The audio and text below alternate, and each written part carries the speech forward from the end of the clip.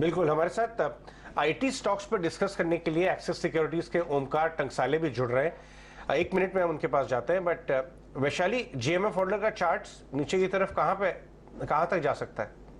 तो मैंने देखा अभी वीकली चार्ट भी देखो तो एक 1500 का एक अच्छा सा सपोर्ट है। डेली चार्ट भी फिलहाल एक 200 डे मूविंग एवरेज का सपोर्ट है।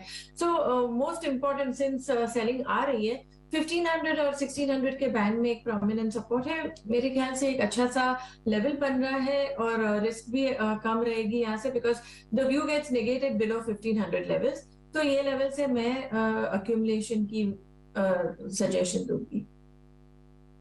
आ गए ओमकार, आईटी स्टॉक्स में दबा के शॉर्टिंग हुई है और सबको पता है कि एचसीएल टेक की कमेंट्री के बाद वो मामला बिगड़ा था। आज एक्सेंचर की कमेंट्री कैसे इंपैक्ट करती हुई नजर आती है स्पेस को? Omkar, yes good morning. Morning. आज एक्सेंचर की कमेंट्री कैसे इंपैक्ट करेगी स्पेस को आपके हिसाब से?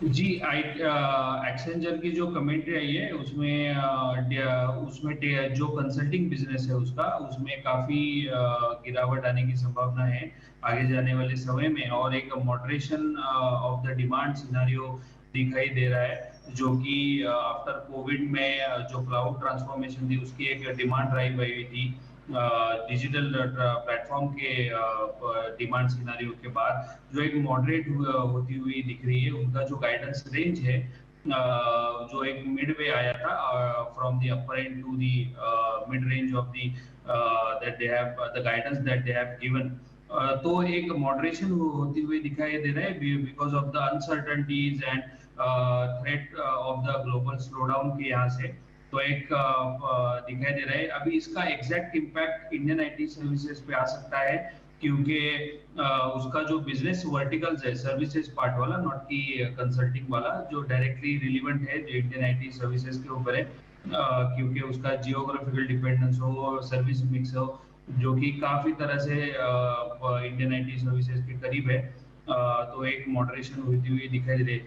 लेकिन एक पॉजिटिव बात यह है उसमें कि एक सप्लाई साइड कंस्ट्रेंट जो था, एट्रिएशन लेवल बहुत ज्यादा था, तो मार्जिन उसके डिक्लाइन होते हुए दिख रहे थे, वो एक मॉडरेट हुए, एक स्टेबल होते हुए दिखाई देंगे आने वाले समय में। राइट, बट ओमकार, अब कैसे इंडियन स्टॉक्स को अप्रोच करना चाहिए इस बात पे? एक व्यू तो ये भी निकल कर आ रहा है कि शायद बहुत हद तक, क्योंकि पिछले हफ्ते भी हमने देखा एचसीएल टेक की गाइडेंस के बाद, और पिछले हफ्ते भी आईटी स्टॉक्स फर्दर गिरे हैं, और लास्ट क्वार्टर में भी जब एक्सेंचर की कमेंट्री आई थी, गाइडेंस आई थी, तभी एक्सपेक्टेशन था कि दिसंबर क्वार्टर और एक और क्वार्टर के बाद शायद थोड़ा प्रेशर रह सकता है, और उसके बाद भी आपने देखा आईटी स्टॉक्स में गिरावट। तो क्या IT stocks, Indian IT stocks ने काफी हद तक प्राइसिंग कर लिया है इस मूव को, या फिर अभी और गिरावट देखने को मिल सकती है? आपकी टॉपिक्स क्या रहेंगे, आप कहां नजर रखेंगे आईटी स्पेस में? जी, डेफिनेटली, आई मीन वो जो इम्पैक्ट दिखाई दे रहा जो इंडियन आईटी सर्विस पे भी गिरेगा, लेकिन आप एक बात उसको ऐसे देख सकते हैं कि एक प्राइसिंग और एक अर्निंग्स का प्रोजेक्शंस में, तो अर्निंग प्रोजेक्शन आप देखा जाए तो बहुत ज्यादा इम्पैक्ट नहीं किया था। हालांकि ये रिजल्ट्स एक क्वार्टर के एक्सचेंजर के बहुत अच्छे आए थे। उसके डील विंस जो है वो भी 16.2 बिलियन आए हैं, जो कि प्रीवियस क्वार्टर्स में 18 बिलियन थे। तो एक कंसिस्टेंसी लेवल्स मेंटेन किया है ये क्वार्टर में, और उसका जो फुल ईयर ग्रोथ गाइडेंस है वो 8 to 11% दे हैव मेंटेन। तो जो कि इंडियन आईटी सर्विसेज पे भी है, तो जो इम्पैक्ट मेन पॉजिटिवली दिखाई दे रहा है, या फिर रेजिलियंस जो बोलते हैं वो कंपनीज में और बिजनेस वर्टिकल्स में दिखाई देगा। हालांकि जो प्राइसिंग में है, प्राइसिंग में because of the prospects going ahead और स्लोडाउन की वजह से थोड़ा प्राइसिंग में उसका इम्पैक्ट आ सकता है। लेकिन मेरे हिसाब से अगर इन्वेस्टर अगर लॉन्ग टर्म इन्वेस्टर है, क्योंकि Q3 और Q3 में तो फरलोज होते हैं और Q4 में थोड़ा सा इम्पैक्ट आ सकता है, तो एक या 2 क्वार्टर में उसका थोड़ा सा प्राइसिंग इम्पैक्ट आ सकता है। लेकिन आगे जाने से वाले समय में if FY24 और FY23 in H2 FY24 में the demand scenario and the macroeconomic conditions will change, ऐसा मुझे लगता है।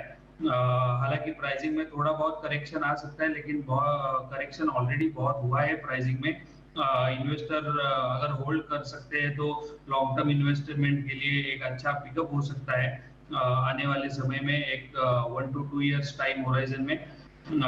मेरा जो टॉपिक्स है वो लार्ज कैप में इन्फोसिस है, और मेरा जो मिड कैप में है वो persistent system and LTI management है।